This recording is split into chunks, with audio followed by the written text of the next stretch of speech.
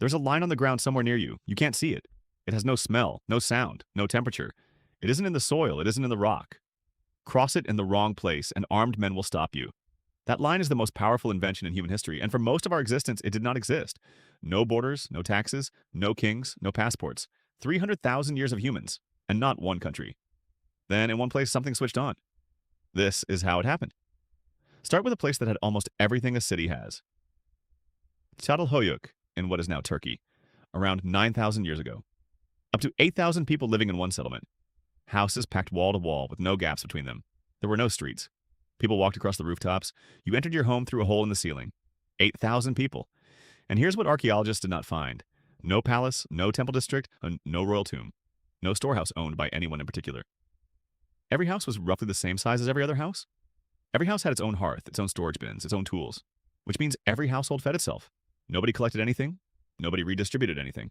8,000 people and no evidence anyone was in charge. Think about how strange that is. Today, 8,000 people is a town with a mayor, a council, a budget, a police force. Rules written down. Back then, 8,000 people managed with none of it. And this wasn't unusual. This was normal. For thousands of years, humans lived in large groups with no rulers, which raises the obvious question. If we managed without one for that long, why do we ever build a state? The usual answer is that farming made it happen. People settled down, grew food, got organized, invented government. That story is wrong. Or at least badly incomplete, because farming came first by a very long way. Humans were growing crops for 4,000 years before any state appeared. 4,000 years of farming villages with nobody ruling them. So farming alone doesn't do it. Something specific about one crop does. Imagine you want to tax a village. You're the first person to try. There's no army yet, no records, just you and an idea. Now, what will you take? Say the village grows cassava. Roots buried in the ground. You can't see how much there is. It's underground. You can't tell when it's ready. It just sits there for years. Farmers dig up what they need when they need it. To tax that, you'd have to dig up every field yourself. Now try the same thing with wheat. Wheat ripens above ground, in the open, where everyone can see it.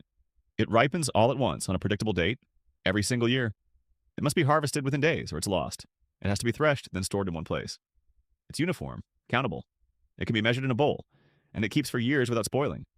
Which means on one known day, in one known building, the entire wealth of a village sits in a single pile. Visible, countable, portable, storable. That's not a crop, that's a tax base. And this is the part that gets left out of the story. Every early state on Earth was built on a cereal grain. Wheat and barley in Mesopotamia, millet in China, maize in Mesoamerica, rice in the Ganges Valley. 4 separate inventions of the state on 4 different continents. And every one of them a grain you can see and count. No state in history was ever founded on potatoes. Not because potatoes are worse food, they're better food. They're just impossible to tax. So the state didn't grow out of farming. It grew out of the one crop that could be taken. Now watch what happens when someone works that out. Grain in a storehouse has to be guarded. Guards don't farm. Guards have to be fed. Fed from the storehouse they're guarding. And now someone has to decide how much they get. That person is not a farmer either. Feed enough of them, and you have something new. A group of people who eat without producing food. Historians have a plain word for it. A surplus. Everything we call civilization was paid for out of that pile. Southern Mesopotamia, between 2 rivers in what is now Iraq. Flat, hot, and almost rainless. Nothing grows there without irrigation. But dig channels from the rivers, and the soil is extraordinary. Around 5,500 years ago, a settlement there starts growing. Its name is Uruk. At its peak, Uruk held somewhere between 40 and 80,000 people, 10 times the size of Catalhoyuk. Nothing on the planet had ever been that large. And unlike Catalhoyuk, this one had a middle. A raised platform in the center faced with brick. On top of it, a building bigger than anything around it. Thousands of people had to be organized to build that. For years, while someone else fed them.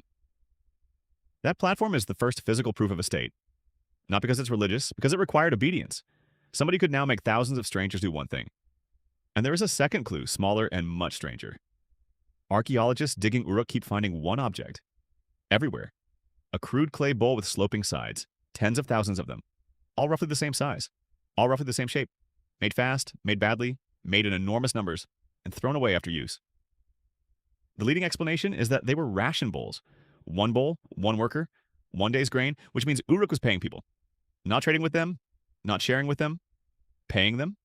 A standard unit handed out to strangers in exchange for labor. That is a wage. 5,500 years ago. And once you're paying thousands of people, you have a problem. You have to remember who got what, how much went out, how much is left, who still owes you. No human memory can hold that. So Uruk invented something to hold it instead, and it changed the species permanently. We like to imagine writing beginning with poetry. Someone moved by beauty wanting to preserve a thought. That is not what happened. The earliest writing we have is from Uruk, around 3300 BC. Thousands of tablets, and they are almost entirely receipts.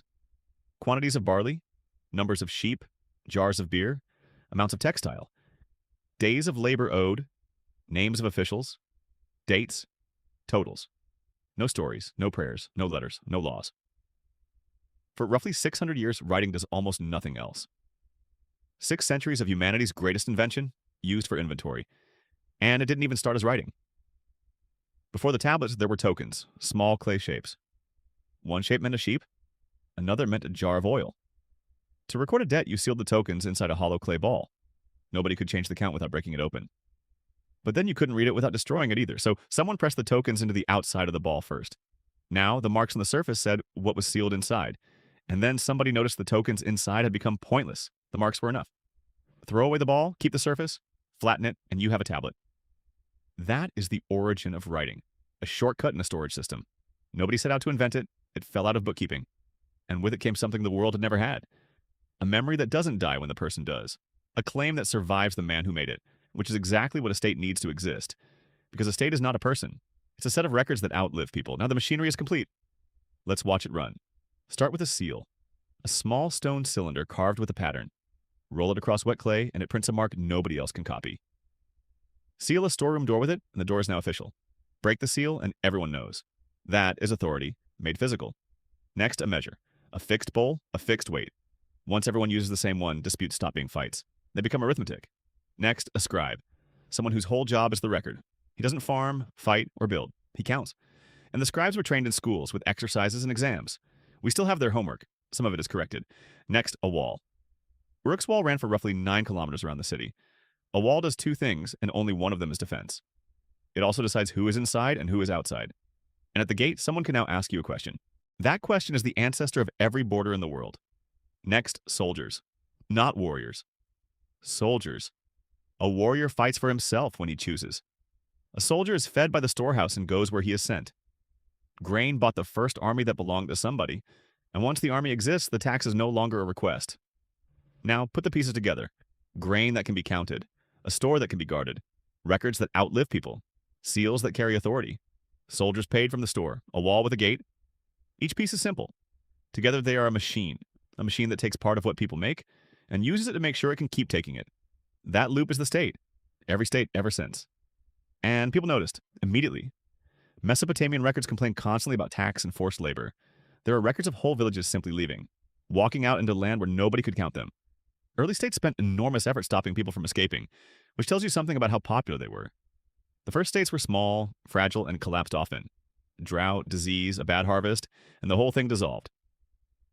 People went back to villages and lived fine without it. For centuries, the state was one option among several. Not the default, not inevitable, just one arrangement that sometimes held. It took thousands of years for it to cover the map, and it only finished doing that about a century ago. Today, there's no habitable land on Earth outside a country. Not 1 square kilometer where nobody counts you. So here's the thing about the line on the ground. It has no physical existence at all. Satellites can't see it. Animals cross it constantly. The soil on both sides is identical. It exists because enough people behave as though it does. That's not a weakness. That's the whole trick. It's the same trick as the seal on the storeroom door. A soft piece of clay stopping a hungry man. Not because the clay is strong, because of what it means. Everything a state is made of works like that. Money is paper. A law is words, a border is a line, a passport is a small book that no forest respects. They work because we treat them as real, all of us at once. And that agreement is fragile in a very specific way. It doesn't break when it's attacked. It breaks when it's ignored. That's how the first states ended, not conquered, abandoned. People stopped bringing the grain and there was nothing left underneath. Uruk is a mound of dirt in the Iraqi desert now. You can walk over the wall without noticing it. The tablets survived. The counting outlived the counters. We can still read who owed how much barley 5,000 years on. The names of the debtors are gone. The debts are still legible. So the next time you show a document to a stranger in a uniform, and he decides whether you may continue walking, understand what you're actually looking at. That's a clay seal on a storeroom door. It's a bowl of barley handed to a worker. It's a mark pressed into wet clay by somebody counting sheep. The technology got better. The idea never changed. For 300,000 years, humans lived with no country. For the last 5,000, we have lived inside one. It isn't nature, it isn't destiny, it isn't in the ground. Somebody built it on purpose out of grain and clay, because it was the only way to hold that much wheat in one place. Everything else came afterwards: the flags, the anthems, the maps, the wars, all of it downstream of a man who needed to know how much barley he had. He wasn't founding a civilization, he was just trying not to get robbed, and the line is still there.